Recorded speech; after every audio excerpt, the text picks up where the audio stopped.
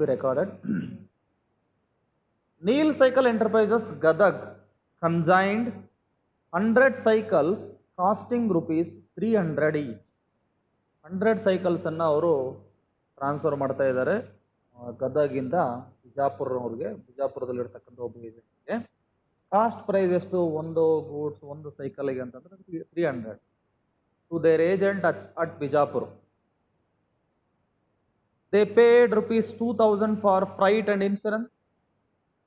Direct expenditure, non-recurring expenditure 2000 rupees ಅನ್ನ spend ಮಾಡ್ತಾ ಇದ್ದಾರೆ. ಎಷ್ಟು 100 ಸೈಕಲ್ಗಳಿಗೆ. During transit 5 cycles were totally damaged. Destroy ಆಗಿದೆ, 5 ಸೈಕಲ್ ಡ್ಯಾಮೇಜ್ ಆಗಿದೆ.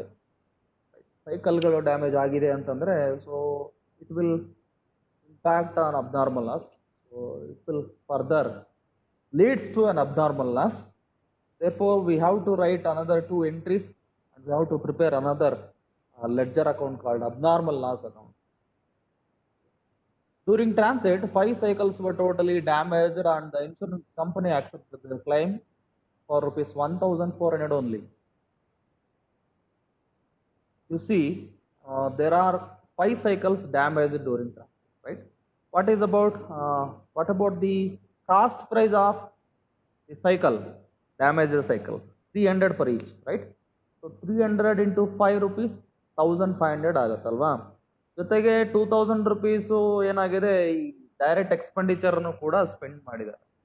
ಪ್ರಪೋರ್ಷನೇಟ್ ಡೈರೆಕ್ಟ್ ಎಕ್ಸ್ಪೆಂಡಿಚರ್ ಕೂಡ ಇಲ್ಲಿ ಬರುತ್ತೆ. ಕನ್ಸೈನರ್ ಸ್ಪೆಂಡ್ ಮಾಡಿದ್ದಾರೆ. ಆ ಕನ್ಸೈನರ್ ಸ್ಪೆಂಡ್ ಮಾಡಿದಂತಹ ಪ್ರಪೋರ್ಷನೇಟ್ ಎಕ್ಸ್ಪೆಂಡಿಚರ್ 5 ಸೈಕಲ್ಗೆ ಎಷ್ಟು ಅಂತನೂ ಕೂಡ ನಾವು ಕ್ಯಾಲ್ಕುಲೇಟ್ ಮಾಡಬೇಕು. ಅದೆಲ್ಲ ಸೇರಿದ್ರೆ ಎಷ್ಟಾಗುತ್ತೆ ಅಂತ ನಾವು ಕ್ಯಾಲ್ಕುಲೇಷನ್ ಮಾಡಬೇಕು. ಓಕೆ ಮಾಡೋಣ. ವೆರಿ ಸಿಂಪಲ್, ಅದು 100 rupees ಆಗ್ಬೋದು. ಯಾಕೆಂದರೆ 2000 rupees divide by 100 cycle into 5 cycles ಅಂತ ನೀವು ಕ್ಯಾಲ್ಕುಲೇಷನ್ ಮಾಡಿದಾಗ ನಿಮಗೆ proportionate direct expenditure for abnormal loss ಅಂತ ನೀವು ಕ್ಯಾಲ್ಕುಲೇಷನ್ ಮಾಡ್ಬೋದು. ಅರೌಂಡ್ ಒಂದು ಎಷ್ಟಾಗುತ್ತೆ, 1600 rupees ಏನೋ ಆಗುತ್ತೆ ಏನು ಲಾಸು. ಬಟ್ ಆ 1600 rupees ಲಾಸು ಇನ್ಶೂರೆನ್ಸ್ ಕಂಪನಿಯಿಂದ ಬರ್ತಾ ಇರೋದು ಎಷ್ಟು, ರಿಕವರಿ ಆಗ್ತಾ ಇರೋದು ಎಷ್ಟು ಅಂತಂದರೆ ನಮಗೆ ಕ್ಲೈಮ್ ಸಿಗ್ತಾ ಇರೋದು 1400 rupees ಕ್ಲೈಮ್ ಸಿಗ್ತಾ ಇದೆ. Still there is 200 rupees the irrecoverable loss from the abnormal loss.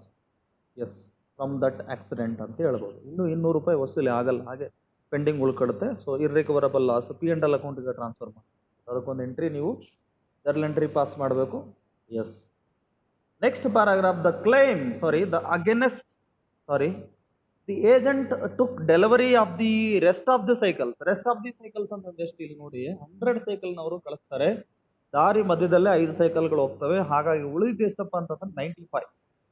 Rest of the cycles means here 95 cycles. 95 ಸೈಕಲ್ಸ್ನ ಅವರು ಡೆಲಿವರಿ ತಗೋತಾರೆ. ಯಾರು, ಏಜೆಂಟ್ ಬಿಜಾಪುರ್ನವರು. And paid rupees 570. ಆ 95 ಸೈಕಲ್ಸ್ ಏನು ರಿಸೀವ್ ಮಾಡಿದ್ರು ಅದಕ್ಕೆ ಡೈರೆಕ್ಟ್ ಎಕ್ಸ್ಪೆಂಡಿಚರ್ನ 570 ರೂಪಾಯಿ ಸ್ಪೆಂಡ್ ಮಾಡ್ತಾರೆ. To take the goods to their ಶೋರೂಮಿಗೆ ತಗೊಂಡು, ಅಂದರೆ ಇನ್ನೂ ಟ್ರಾನ್ಸಿಟಲ್ಲೇ ಇದೆ. Still the material is in transit. ಅಂದರೆ ಅವರು ಊರಿಗೆ ಬಂದಿದೆ, ಗೋಡನಲ್ಲಿ ಬಿಜಾಪುರ ಒಂದು ಆ ಊರಿಗೆ ಬಂದಿದೆ. ಬಟ್ ಅಲ್ಲಿಂದ ಅವರ ಒಂದು ಶೋರೂಮ್ಗೆ ಹೋಗ್ಬೇಕು ಇನ್ನು.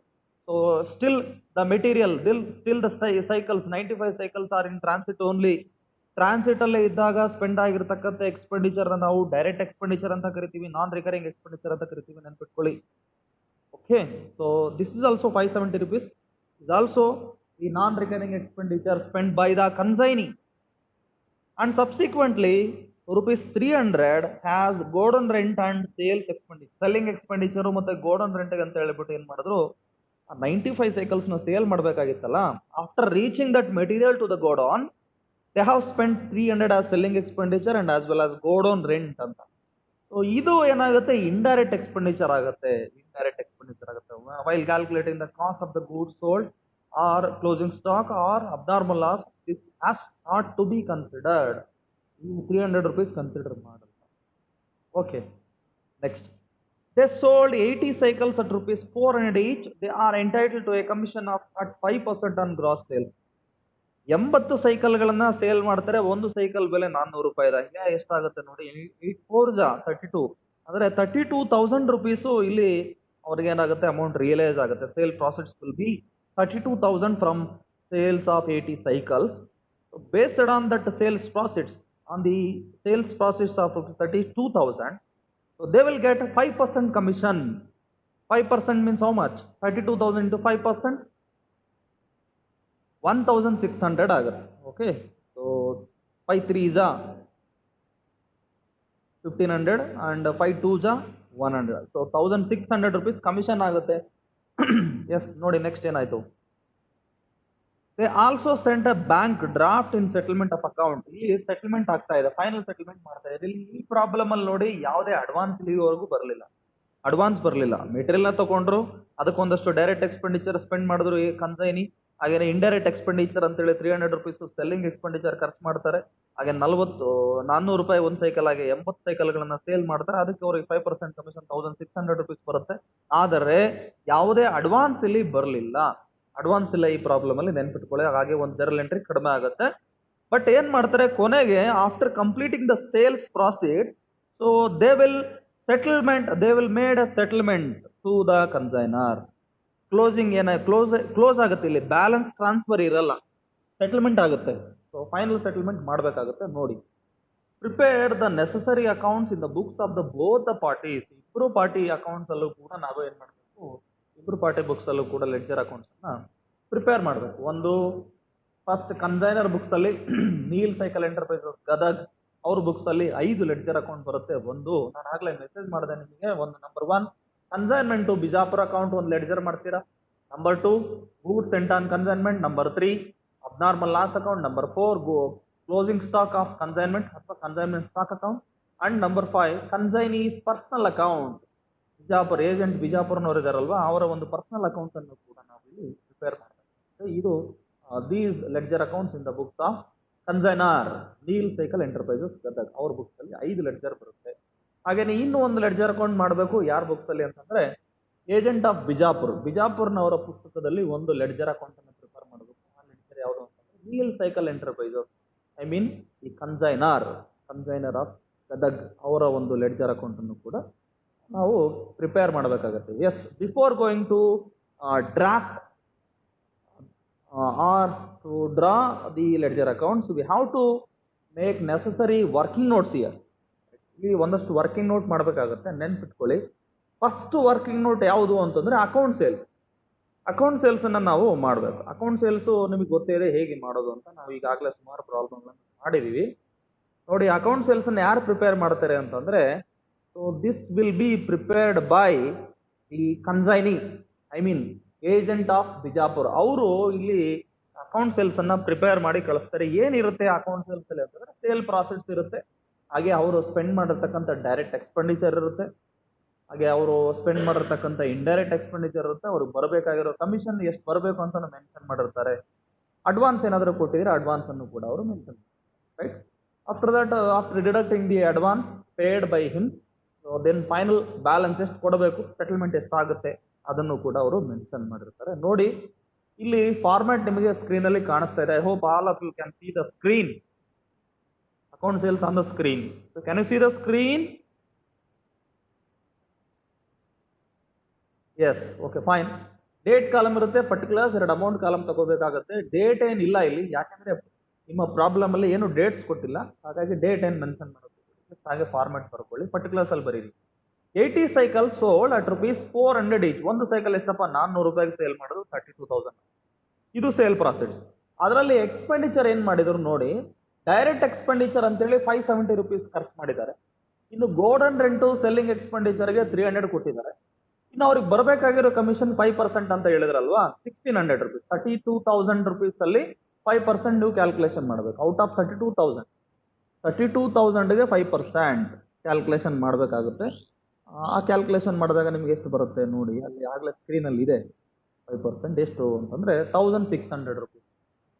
ಈ ಎಲ್ಲ 3 ಎಕ್ಸ್ಪೆಂಡಿಚರ್ನ ನೀವೇನು ಮಾಡಿ, ಟೋಟಲ್ ಮಾಡಿ 2,470 ರೂಪೀಸ್ ಆಗುತ್ತೆ. ಬ್ಯಾಲೆನ್ಸ್ ಮಾಡ್ತೀರಾ, ಬ್ಯಾಲೆನ್ಸ್ ಮಾಡಿದಾಗ ನೀವು 32,000 ಅಲ್ಲಿ 2,470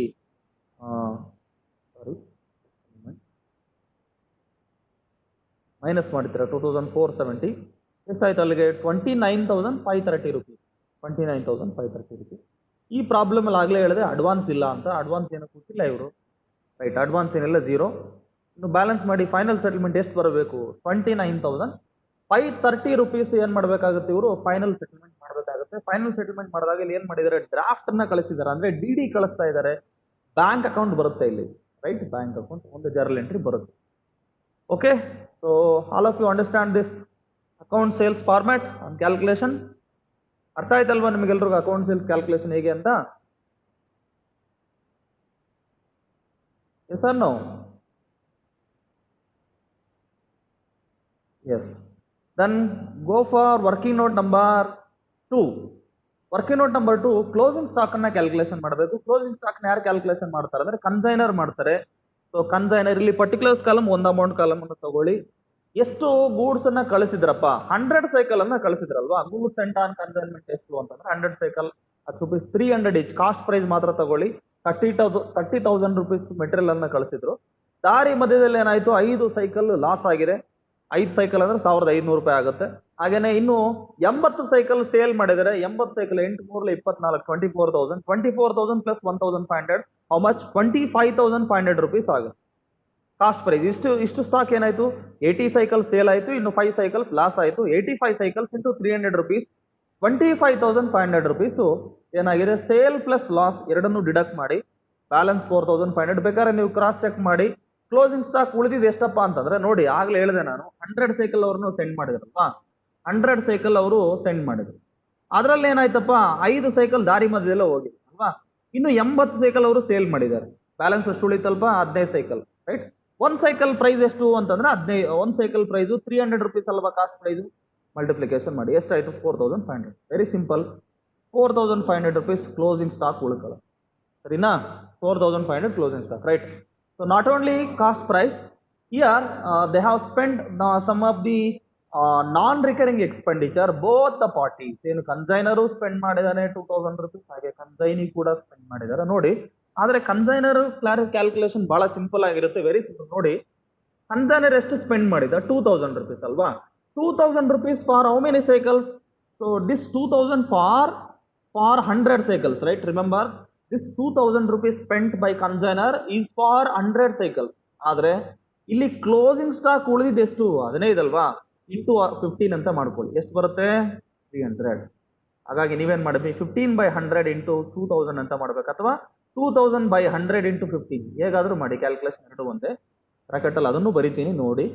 2,000 rupees divided by 100 into 15 ಅಂತನಾದ್ರೂ calculation ಮಾಡಿ, ಇಲ್ಲ 15/100 into 2,000 ಅಂತನಾದ್ರೂ ಮಾಡಿ. ಎರಡು ಒಂದೇ, 300 rupees. Yes, this is the proportionate expenses, proportionate direct expenditure, proportionate non-recurring expenditure spent by consignor. 300 rupees ಆಗುತ್ತೆ.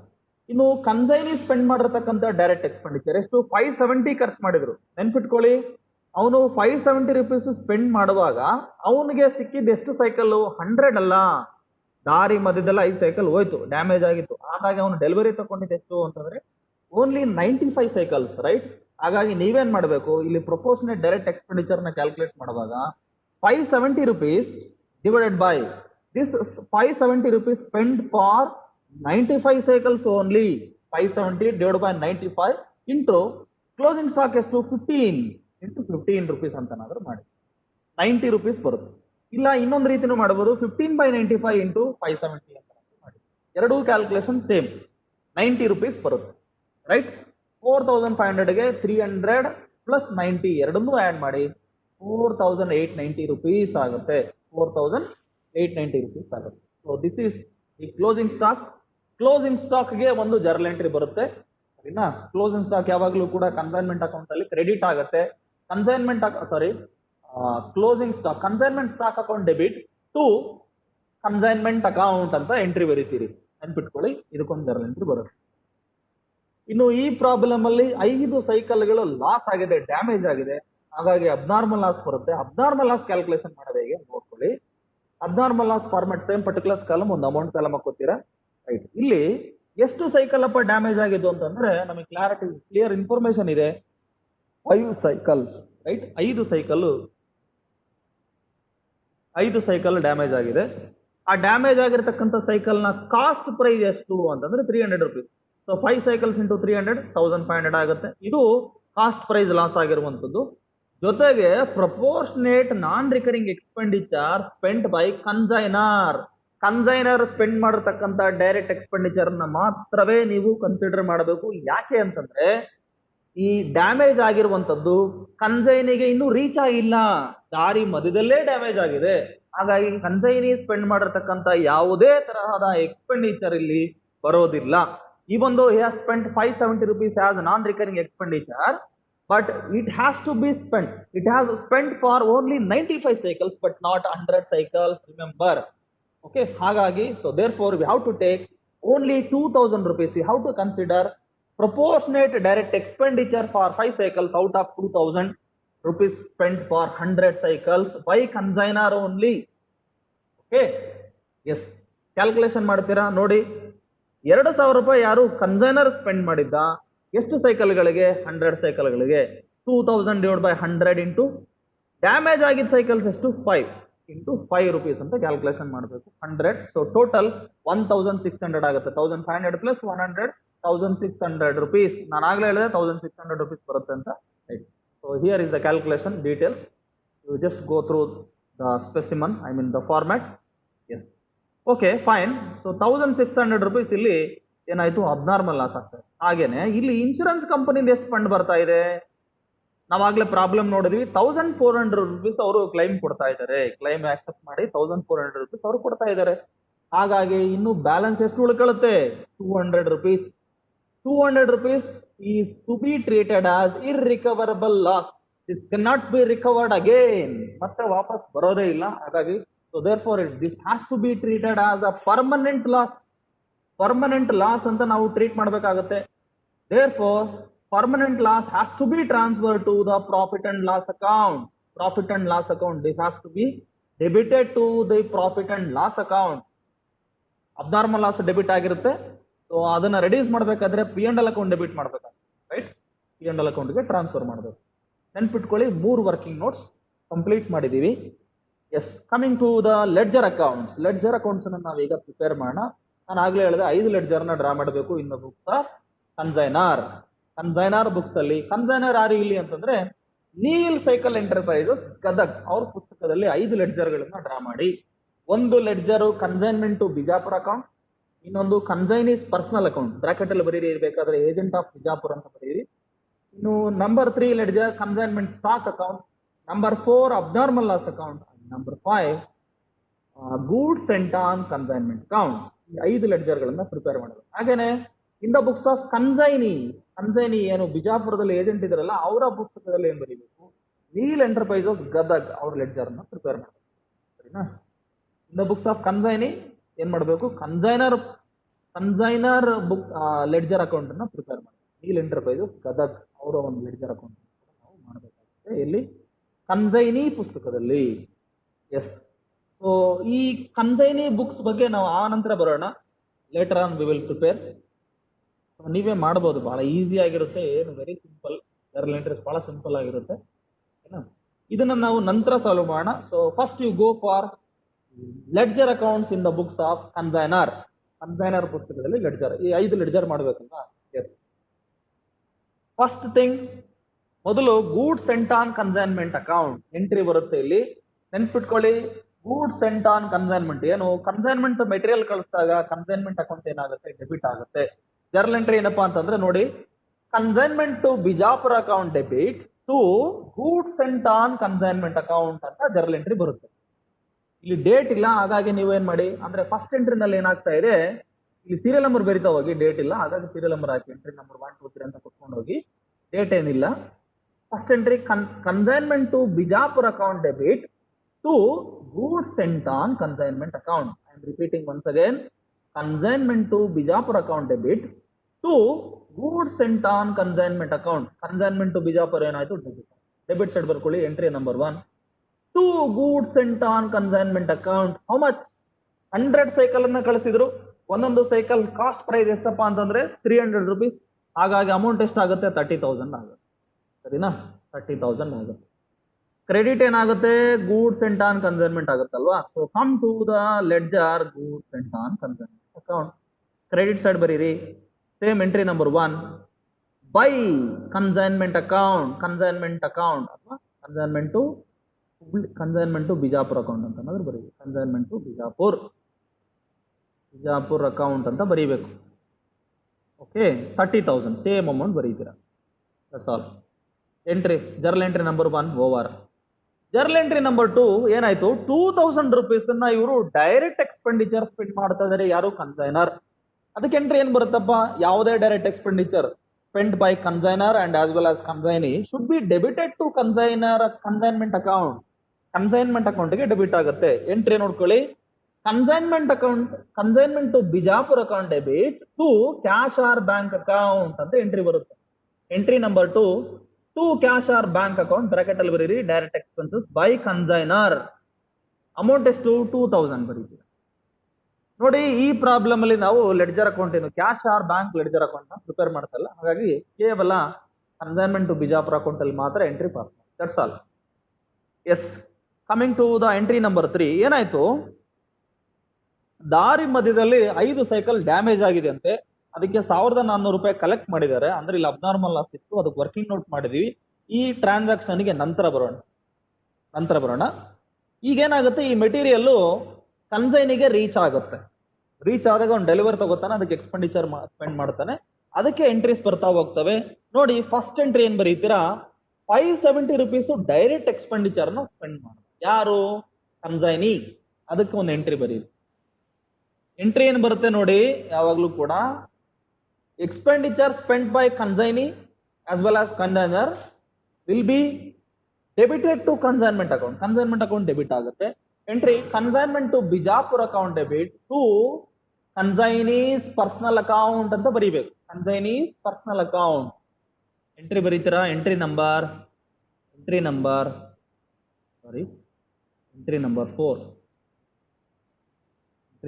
4.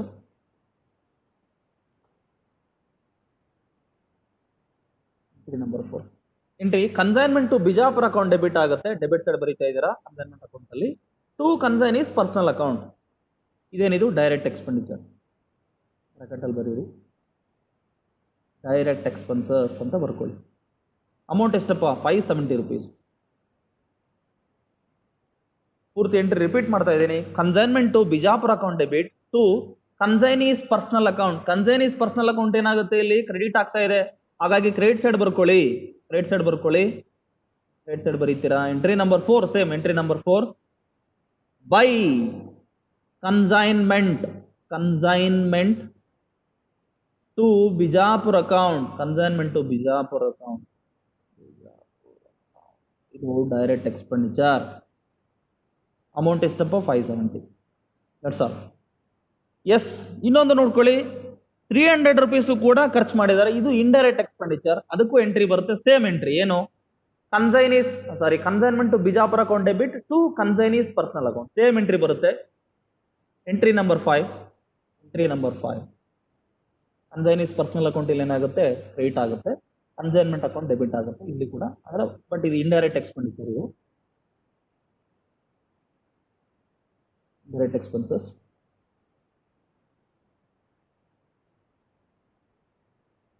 How much? 300. Consignees personal account ಇಲ್ಲಿ ಏನಾಯ್ತು? ಕ್ರೆಡಿಟ್ ಆಯಿತು. ಹಾಗೆ ಸೇಮ್ ಎಂಟ್ರಿ ಬರ್ಕೊಳ್ಳಿ, indirect expenses.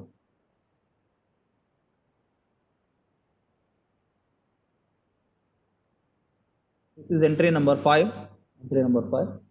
How much? 300. Yes, next ಏನಾಯ್ತು ನೋಡಿ, expenditure ಆಯಿತು. ಅವ್ರಿಗೆ ಬರಬೇಕಾಗಿರ್ತಕ್ಕಂಥ ಸೇಲ್ಸ್ ಬರ್ಕೊಳ್ಳಿ. ಸೇಲ್ ಪ್ರಾಸೆಸ್ ಎಷ್ಟಪ್ಪ ಅಂದರೆ 80 ಸೈಕಲ್ನ ಸೇಲ್ ಮಾಡ್ತಾ ಇದ್ದಾರೆ. ಒಂದೊಂದು ಸೈಕಲ್ 400 ರುಪೀಸ್ ಅಲ್ವಾ? ಎಸ್. ಎಂಟ್ರಿ ನಂಬರ್ 6 ಮಾಡ್ಕೊಳ್ಳಿ. ಎಂಟ್ರಿ ಏನು ಬರುತ್ತೆ ನೋಡಿ, ಸೇಲ್ ಪ್ರಾಫಿಟ್ಸ್ ಇದ್ದಾಗ ಕನ್ಸೈನ್ಮೆಂಟ್ ಅಕೌಂಟು ಕ್ರೆಡಿಟ್ ಆಗುತ್ತೆ. Consignee's personal account debit to consignment to Bijapur account ಅಂತ ಜರ್ನಲ್ ಎಂಟ್ರಿ ಬರುತ್ತೆ. Consignee's personal account debit to consignment to Bijapur account. ಹಾಗಾಗಿ ಕನ್ಸೈನ್ಮೆಂಟ್ ಟು ಬಿಜಾಪುರ್ ಅಕೌಂಟ್ ಅಲ್ಲಿ ಕ್ರೆಡಿಟ್ ಸೈಡ್ ಬರ್ಕೋಬೇಕು. By consignee's personal account sale profits how much? 80 cycles into 400 32,000 rupees ಆಗುತ್ತೆ. ಅದೇ ಎಂಟ್ರಿಯಲ್ಲಿ consignees personal account ಏನಾಗ್ತಾ ಇದೆ, debit ಆಗ್ತಾ ಇದೆ. ಹಾಗಾಗಿ ಡೆಬಿಟ್ ಸೈಡ್ ಬರ್ಕೊಳ್ಳಿ. ಎಂಟ್ರಿ ನಂಬರ್ 6 ಇಲ್ಲಿ ಕನ್ಸೈನೀಸ್ ಪರ್ಸನಲ್ ಅಕೌಂಟ್ ಅಲ್ಲಿ, ಕನ್ಸೈನೀಸ್ ಪರ್ಸನಲ್ ಅಕೌಂಟ್ ಅಲ್ಲಿ ಬರ್ಕೋಬೇಕು. ಕನ್ಸೈನೀಸ್ ಪರ್ಸನಲ್ ಅಕೌಂಟ್ ಅಲ್ಲಿ ಈ ತರ ಬರುತ್ತೆ. ಟು ಕನ್ಸೈನ್ಮೆಂಟ್ ಅಕೌಂಟ್ ಅಂತ ಬರುತ್ತೆ. Sale profit consignment to Bijapur, consignment to Bijapur account, consignment to Bijapur. Amount 32,000. Okay, next sale profits ಆಯಿತು. ಇನ್ನು ಅವ್ರಿಗೆ ಕಮಿಷನ್ ಬರಬೇಕು 5%. ಕಮಿಷನ್ ನಾವು ಆಗಲೇ ಕ್ಯಾಲ್ಕುಲೇಷನ್ ಮಾಡಿದೀವಿ. ಅಲ್ಲಿ ಅಕೌಂಟ್ ಸೇಲ್ಸ್ ಕ್ಯಾಲ್ಕುಲೇಷನ್ ಮಾಡಿದೀವಲ್ಲ, ಅಲ್ಲಿ ಇರುತ್ತೆ ಡಾಟಾ ಎಲ್ಲ ನೋಡಿ. 1600 rupees ಕಮಿಷನ್ ಬರಬೇಕು. ಕಮಿಷನ್ಗೆ ಎಂಟ್ರಿ ಯಾವ ಥರ ಬರುತ್ತಪ್ಪ ಅಂತಂದರೆ, ಕನ್ಸೈನ್ಮೆಂಟ್ ಅಕೌಂಟ್ ಏನಾಗುತ್ತೆ, ಕನ್ಸೈನ್ಮೆಂಟ್ ಅಕೌಂಟು ಡೆಬಿಟ್ ಆಗುತ್ತೆ. Okay, commission is expenditure, therefore debited. ಹಾಂ, consignment to Bijapur account debit to consignee's personal account ಅಂತ ಜರ್ನಲ್ ಎಂಟ್ರಿ ಬರುತ್ತೆ. ಕನ್ಸೈನ್ಮೆಂಟ್ ಟು ಬಿಜಾಪುರ್ ಡೆಬಿಟ್ ಆಗುತ್ತೆ, ಕನ್ಸೈನೀಸ್ ಪರ್ಸನಲ್ ಅಕೌಂಟ್ ಕ್ರೆಡಿಟ್ ಆಗುತ್ತೆ. ಹಾಗಾಗಿ ಎಂಟ್ರಿ ಈ ಥರ ಇರುತ್ತೆ ನೋಡಿ. This is entry number 7. Entry number 7 to consignee's personal account, ಬ್ರಾಕೆಟಲ್ಲಿ ಬರೀತೀರಾ ಏನು, ಕಮಿಷನ್.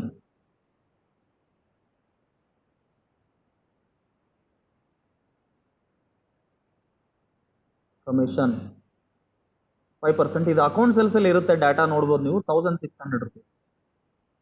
ಏನಾಯ್ತು, ಕನ್ಸೈನೀಸ್ ಪರ್ಸನಲ್ ಅಕೌಂಟ್ ಇಲ್ಲಿ ಕ್ರೆಡಿಟ್ ಆಗಬೇಕಲ್ವಾ, ಹಾಗಾಗಿ ಕನ್ಸೈನೀಸ್ ಪರ್ಸನಲ್ ಅಕೌಂಟ್ಗೂ ಬನ್ನಿ. By, so this is entry number 7. Entry number 7 by consignee's personal account ಏನಾಗುತ್ತೆ, ಕ್ರೆಡಿಟ್ ಆಗೋದ್ರಿಂದ by consignment account, consignment to account ಅಂತ ಬರೀಬೇಕಾಗುತ್ತೆ. So entry amount 1600. 1600. ಎಸ್, ನೋಡಿ ಈ ಸೇಲ್ಸ್ ಆದ ನಂತರ ಅವ್ರೇನ್ ಮಾಡ್ತಾ ಇದ್ದಾರೆ, they also sented bank draft in settlement of account. Close ಮಾಡ್ತಾ ಇದ್ದಾರೆ ಎಂಟ್ರಿ. ನೋಡಿ ಬ್ಯಾಲೆನ್ಸ್ ಎಷ್ಟು ಬರಬೇಕು ಇಲ್ಲಿ ತೋರಿಸ್ತಾ ಇದೆ ಆಗಲೇ. ಬ್ಯಾಲೆನ್ಸ್ ನೋಡಿ 29,530 rupees ಬರಬೇಕಾಗಿತ್ತು. ಇವ್ರು ಏನ್ ಮಾಡಿದ್ರು, ಸೆಟಲ್ಮೆಂಟ್ ಮಾಡ್ತಾ ಇದ್ದಾರೆ. ಸರಿನಾ? ಸೆಟಲ್ಮೆಂಟ್ ಮಾಡಿದಾಗ ಎಂಟ್ರಿ ಹೇಗಿರುತ್ತೆ ನೋಡಿ. ಸೆಟಲ್ಮೆಂಟ್ ಮಾಡಿದಾಗ ಇಲ್ಲಿ ಕನ್ಸೈನರ್ ಏನ್ ಮಾಡ್ತಾನೆ, ಅಮೌಂಟ್ ಅನ್ನ ರಿಸೀವ್ ಮಾಡ್ಕೋತಾನೆ. ಸೊ ಕ್ಯಾಶ್ ಕಮ್ಸ್ ಇನ್, ಅಥವಾ ಬ್ಯಾಂಕ್ ಬ್ಯಾಲೆನ್ಸ್ ಏನು ಡ್ರಾಫ್ಟ್ ಕಳಿಸೋದ್ರಿಂದ ಬ್ಯಾಂಕ್ ಅಕೌಂಟ್ ಏನಾಗುತ್ತೆ, ಡೆಬಿಟ್ ಆಗುತ್ತೆ. Cash or bank account should be debited to consignee's personal account. Entry number 8. Entry number 8 cash or bank account debited. So therefore consignee's personal account ಅಲ್ಲಿ ಏನಾಗುತ್ತೆ, cash or bank account debit to consignee's personal account ಅಂತ entry ಬರೋದ್ರಿಂದ by cash or bank account ಅಂತ ಬರೀರಿ. By cash or bank account bracket ಅಲ್ಲಿ ನೀವು mention ಮಾಡಿ. Settlement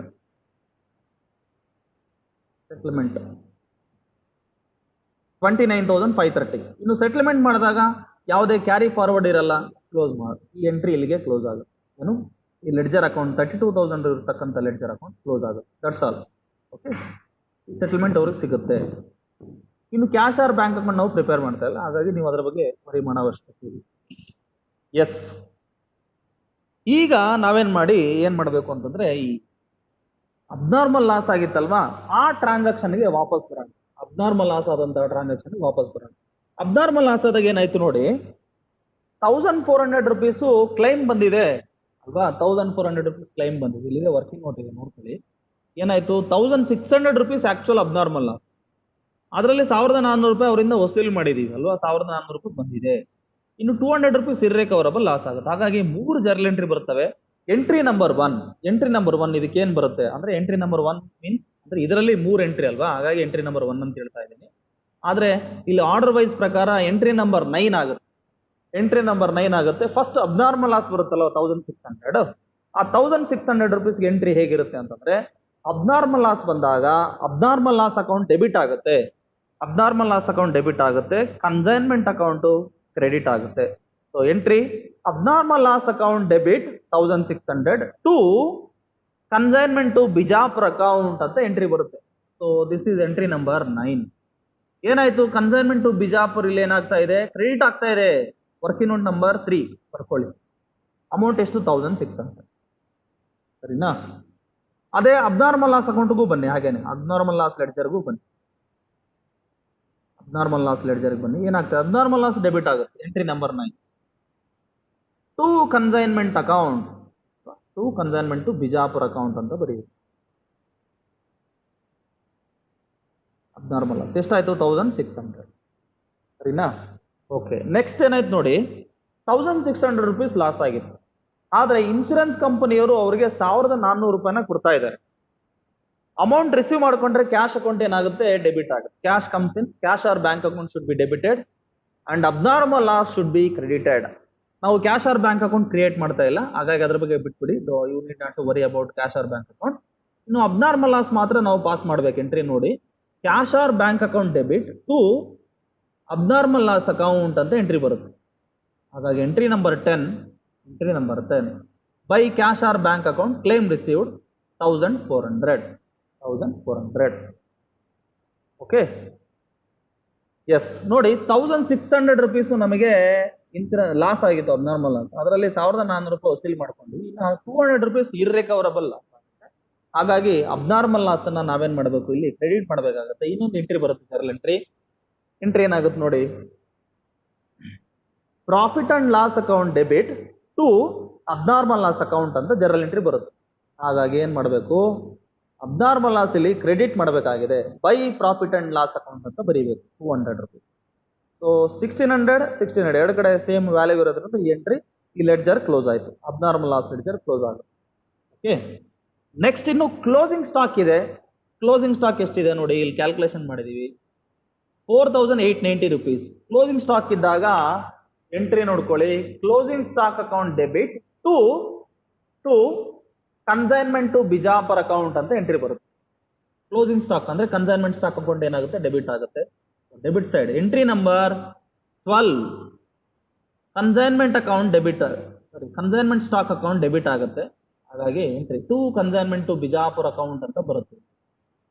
to consignment to Bijapur ಅಂತ ಎಂಟ್ರಿ ಬರೋದ್ರಿಂದ ಬರೀತೀರಾ 4890 ರುಪೀಸ್ ಅಲ್ವಾ? ಇಲ್ಲಿದೆ, ಇನ್ನೊಂದು ಸರಿ ನೋಡಿ, 4890 rupees. That's all. Consignment stock account debit ಆಗುತ್ತೆ, ಆದರೆ ಕನ್ಸೈನ್ಮೆಂಟ್ ಟು ಬಿಜಾಪುರ ಅಕೌಂಟ್ಗೆ ಇದು ಕ್ರೆಡಿಟ್ ಆಗಬೇಕು. Okay, so this is entry number 12. Consignment to Bijapur ಲೆಡ್ಜರ್ಗೆ ಬನ್ನಿ. By consignment stock account working note number 2 ಅಲ್ಲಿ ಮಾಹಿತಿ ಇದೆ, 4890 ರುಪೀಸ್. ರೈಟ್? ಓಕೆ, ಇನ್ನೊಂದು ಜರ್ನಲ್ ಎಂಟ್ರಿ ಪಾಸ್ ಮಾಡಬೇಕಿಲ್ಲಿ. ಏನು ಅಂತಂದ್ರೆ, goods sent on consignment. Goods sent on consignment ಅನ್ನ ಕ್ಲೋಸ್ ಮಾಡಬೇಕು. ಜನರಲ್ ಟ್ರೇಡಿಂಗ್ ಅಕೌಂಟ್ಗೆ ನಾವು ಅದನ್ನ ಟ್ರಾನ್ಸ್ಫರ್ ಮಾಡಬೇಕಾಗುತ್ತೆ. ಹಾಗಾಗಿ ಎಂಟ್ರಿ ಏನ್ ಬರುತ್ತೆ? Goods sent on consignment account debit to trading account ಅಂತ ಎಂಟ್ರಿ ಪಾಸ್ ಮಾಡ್ತೀವಿ. ಹಾಗಾಗಿ ಡೆಬಿಟ್ ಸೈಡ್ ಬರ್ಕೊಳ್ಳಿ. Entry number 13 to trading account transfer ಮಾಡ್ತಾ ಇದೀವಿ. ಸೇಮ್ ಅಮೌಂಟ್ 30,000 ರುಪೀಸ್ ಏನಿತ್ತು ಅದನ್ನ ಕ್ಲೋಸ್ ಮಾಡ್ತಾ ಇದ್ವಿ. ನೋಡಿ, ಇದುವರೆಗೂ ಕೂಡ ಯಾವ್ಯಾವ ಲೆಡ್ಜರ್ ಕ್ಲೋಸ್ ಆಯ್ತು ಅಂತ ನೋಡಬೇಕು. ಈ ಲೆಡ್ಜರ್ ಕ್ಲೋಸ್ ಆಗಿದೆ, that's all. Over. Abnormal loss ledger ಎರಡು ಕಡೆ ಟ್ಯಾಲಿ ಇದೆ, ಸೊ ಓವರ್. ಇನ್ನು ಕನ್ಸೈನ್ಮೆಂಟ್ ಸ್ಟಾಕು ಕ್ಲೋಸ್ ಆಗಿರಲಿಲ್ಲ, ಹಾಗಾಗಿ ಏನು ಮಾಡಬೇಕು? ಕ್ಯಾರಿ ಫಾರ್ವರ್ಡ್ ಮಾಡಿ ಬ್ಯಾಲೆನ್ಸ್ ಅನ್ನ. By balance carry down 4890 rupees. Again to balance brought down 4890 rupees. ಅದು ಪೆಂಡಿಂಗ್ ಉಳ್ಕೊಳ್ಳುತ್ತೆ. ನೆಕ್ಸ್ಟ್ ಇಯರ್ ಟ್ರಾನ್ಸ್ಫರ್ ಆಗುತ್ತೆ. ಇನ್ನು ಕನ್ಸೈನೀಸ್ ಪರ್ಸನಲ್ ಅಕೌಂಟ್ ನೋಡಿ, ಎರಡೂ ಕಡೆ ಟೋಟಲ್ ಅಮೌಂಟ್ ಸೇಮ್ ಇದೆ, ಸೆಟಲ್ಮೆಂಟ್ ಆಗೋಯ್ತಲ್ವಾ? ಹಾಗಾಗಿ ಈ ಲೆಡ್ಜರು ಕ್ಲೋಸ್ ಆಗುತ್ತೆ. ಹಾಗೆ ಇನ್ನೊಂದು ಲೆಡ್ಜರ್ ಇದೆ, ಇನ್ನು ಕನ್ಸೈನ್ಮೆಂಟ್ ಟು ಬಿಜಾಪುರ ಅಕೌಂಟ್. ಇಲ್ಲಿ ಏನಾಗ್ತಾ ಇದೆ? ಬ್ಯಾಲೆನ್ಸ್ ಮಾಡಬೇಕು. ಬ್ಯಾಲೆನ್ಸ್ ಮಾಡಬೇಕಾಗುತ್ತೆ. ಯಾವ ಸೈಡ್ ಜಾಸ್ತಿ ಇದೆ ಟೋಟಲ್ ಅಂತ ನೋಡ್ಕೋಬೇಕು. 38,490 ರುಪೀಸು ಕ್ರೆಡಿಟ್ ಸೈಡೇ ಜಾಸ್ತಿ ಇದೆ, ಹಾಗಾಗಿ ಇಲ್ಲಿ ಏನು ಪ್ರಾಫಿಟ್ ಬರ್ತಾ ಇದೆ. ಜಸ್ಟ್ ಅ ಮೂಮೆಂಟ್, ಪ್ರಾಫಿಟ್ ಬರ್ತಾ ಇದೆ.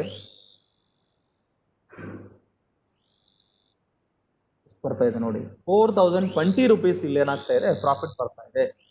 ಎಂಟ್ರಿ ನಂಬರ್ 13 ಬರೀತೀರಾ. ಎಂಟ್ರಿ ನಂಬರ್ 13 ಏನ್ ಬರುತ್ತೆ? ಪ್ರಾಫಿಟ್ ಬಂದಾಗ consignment to Bijapur account debit ಆಗುತ್ತೆ. Okay, to profit and loss account ಅಂತ ಬರೀಬೇಕು. Consignment to Bijapur account debit to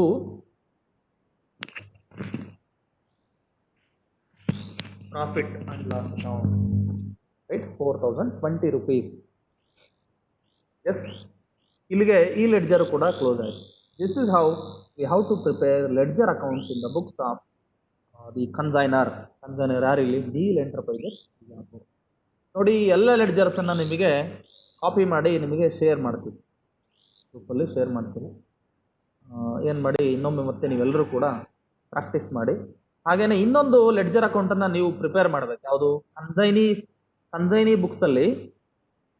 ಬುಕ್ಸಲ್ಲಿ ನೀವು ಲೆಡ್ಜರ್ನ ಪ್ರಿಪೇರ್ ಮಾಡಬೇಕು. ಯಾವುದು? ಕನ್ಸೈನರ್ ಲೆಡ್ಜರ್ನ. ಅದನ್ನು ನಿಮಗೆ ಹೋಮ್ವರ್ಕ್ ಅಂತ ಕೊಡ್ತಾ ಇದ್ದೀನಿ, ರೈಟ್? ಸೊ ಎಲ್ಲರೂ ಕೂಡ ನೀವು ಪ್ರಿಪೇರ್ ಮಾಡಿ. ಓಕೆ.